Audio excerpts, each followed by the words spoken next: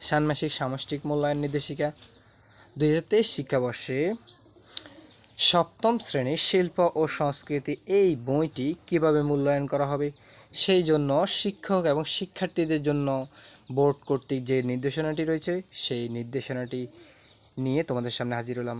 এখানে অর্থাৎ এই বইটি কিভাবে মূল্যায়ন করা হবে, অর্থাৎ কিভাবে পরীক্ষাটি নেওয়া হবে, মূল কাজটি কিভাবে নেওয়া হবে এবং শিক্ষকরা কিভাবে এই কাজগুলো শিক্ষার্থীদের কাছ থেকে আদায় করে নেবে সেই বিষয়টি। এখানে মূলত তিনটি সেশনে তোমাদেরকে কাজগুলো আদায় করে নেব। দুটি হচ্ছে প্রস্তুতিমূলক সেশন এবং একটি হচ্ছে চূড়ান্ত মূল্যায়ন উৎসব দিন। এখন তোমাদের মূলত এই চূড়ান্ত মূল্যায়ন উৎসব দিনকে কেন্দ্র করে প্রস্তুতিমূলক সেশন, ঠিক আছে? অর্থাৎ তোমাকে চূড়ান্ত মূল্যায়ন উৎসব দিনের জন্য প্রস্তুত করার জন্যই তোমার এই প্রস্তুতিমূলক দুটি সেশন। এখন সেখান থেকে কী কী অভিজ্ঞতা মূল্যায়ন করা হবে? বিশ্বজোড়া পাঠশালা, নকশাখুঁজি নকশাবুঝি, এই যে পৃষ্ঠা নাম্বার সহ উল্লেখ করা আছে এখানে 1 থেকে 10 পৃষ্ঠা এবং 11 থেকে 18 পৃষ্ঠা, এই দুটো বিষয়। আমি যদি পুরো বিষয়টা সংক্ষেপে তোমাদের সামনে তুলে ধরতে চাই, যে দেখো সারসংক্ষেপ, যে শিক্ষার্থীদের শিক্ষণ অভিজ্ঞতার সাথে মিল রেখে কাজ দেওয়া হবে, যেখান থেকে তারা যে কোনো একটি কাজ বেছে নিবে, অর্থাৎ যে কোনো একটা কাজ দিবে, তারা সে অনেকগুলো অপশান দেওয়া থাকবে, সেখান থেকে যে কোনো একটা তারা শিক্ষার্থীরা তোমরা নিজেরাই বেছে নিবে, ঠিক আছে?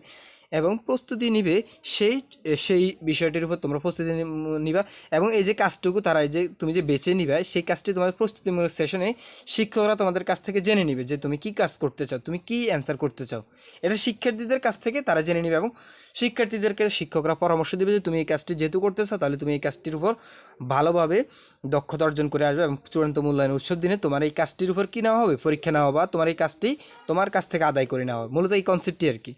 সো মূল্যায়ন উৎসব দিনে উপস্থাপনের জন্য প্রস্তুতিমূলকের জন্য তারা দুটি সেশন এর মধ্যবর্তী সময় পাবে এবং চূড়ান্ত মূল্যায়নের দিনের জন্য তারা সেটা উপস্থাপন করবে, অর্থাৎ চূড়ান্ত মূল্যায়নের দিন তারা এই বিষয়টা উপস্থাপন করবে।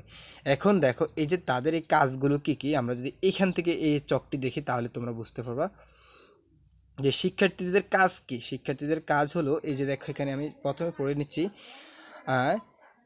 যে নিচের চকটি সরবরাহ করুন, অর্থাৎ শিক্ষকদেরকে বলছে সরবরাহ করুন এবং মূল্যায়নের দিন উপস্থাপনের জন্য শিক্ষার্থীদের কোন কাজটি নিবে সেটি উল্লেখ করতে বলুন। অর্থাৎ তোমরা শিক্ষকরা তোমাদেরকে পূর্বে এটি বলে দেবে যে তোমাদের কি কাজ দেওয়া হবে এবং এই কাজ থেকে তুমি কোনটা করতে চাও, সেই বিষয়টা কোথায় কোন মূল্যায়নের দিন তোমাকে উপস্থাপন করতে হবে।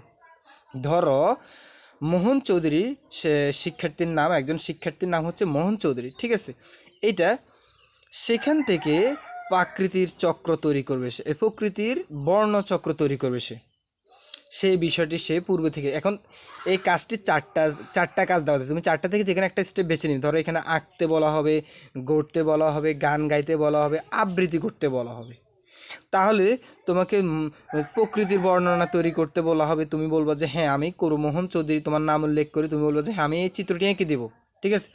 অথবা ধরো পাঠ্য বইয়ের দেওয়া রঙের এক গানটি গাওয়া, ধরো পাঠ্য বইয়ের দেওয়া রঙের গানটি গাওয়া, রঙের নামক একটি গান রয়েছে, এই গানটি তোমাকে গাইতে বলছে। তখন একজন শিক্ষার্থী বলবে, মমিতা গুণ বলবো, সে বললো যে হ্যাঁ আমি গানটি গাইবো, ঠিক আছে? তখন সে এই জায়গায় কী করবে, টিক চিহ্ন ব্যবহার করবে। এরপরে দেখো রেখা ব্যবহার করে এঁকে কাগজ কেটে বিভিন্ন রকমের পুনরাবৃত্তিক নকশা বানানো, অর্থাৎ বিভিন্ন একটা কাজ দেওয়া, তোমার শিক্ষক একটা কাজ দেবে যে তুমি এটা নকশা, কাগজ কেটে নকশা তৈরি করো, ঠিক আছে? এখন দেখো তুমি এটা তো তৈরি করবা, তৈরি করা মানে হচ্ছে গড়া, তাহলে তুমি এই অপশনটা ঠিক করবে।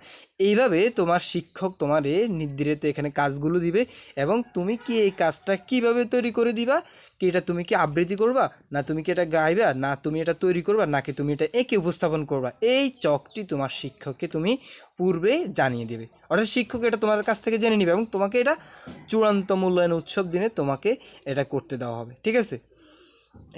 এখন দেখো এক্ষেত্রে তোমাদেরকে সময়গুলো তারা এখানে চূড়ান্ত মূল্যায়ন উৎসব দিনে যে সময়গুলো ভাগ করে দিবে, যে চূড়ান্ত মূল্যায়ন কাজের জন্য সর্বমোট 3 ঘন্টা, আঁকা বা গড়ার জন্য শিক্ষার্থী 3 ঘন্টা পাবে, বা গান বা কবিতা আবৃত্তি উপস্থাপনের জন্য প্রতি শিক্ষার্থী 3 থেকে 5 মিনিট সময় পাবে। দেখো যদি তুমি এঁকে উপস্থাপন বা তৈরি করতে চাও তখন তুমি শিক্ষার্থীরা 3 ঘন্টা সময় পাবে, মোট 3 ঘন্টা সময় হবে সেক্ষেত্রে, ঠিক আছে?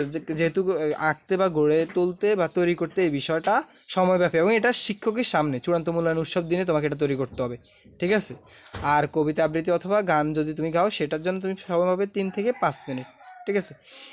এটা হচ্ছে মূল্যায়নের দিনের তোমাদের নির্ধারিত সময়। এভাবে আর পূর্বের এই বিষয়গুলো তোমাদেরকে তুলে ধরছি যে কীভাবে মূল্যায়ন করা হবে, মূল্যায়নের স্টেপ কয়টি, মূল্যায়নের জন্য 3টি স্টেপে মূল্যায়ন করা হবে, সেটা নিম্নমানের, মধ্যম এবং সর্বোচ্চ ক্যাটাগরিতে। এবং এই বিষয়গুলো তারা শিক্ষকরা এখানে ট্রানজিশন স্ক্রিপ্টে এখানে উপস্থাপন করবে, যেখানে নামসহ তাদের এই সূচক দ্বারা এখানে উপস্থাপন করবে। সো সবার কাছে একটাই অনুরোধ, যারা এখনও চ্যানেলটি সাবস্ক্রাইব করেনি সাবস্ক্রাইব করে পাশে থাকবেন, আর যারা করেছেন তাদেরকে অসংখ্য ধন্যবাদ। ভিডিওটি ভালো লাগলে অবশ্যই একটা লাইক দিবেন, আর কমেন্ট করে অবশ্যই তোমরা তোমাদের মতামত জানাবা। সো আল্লাহ হাফেজ।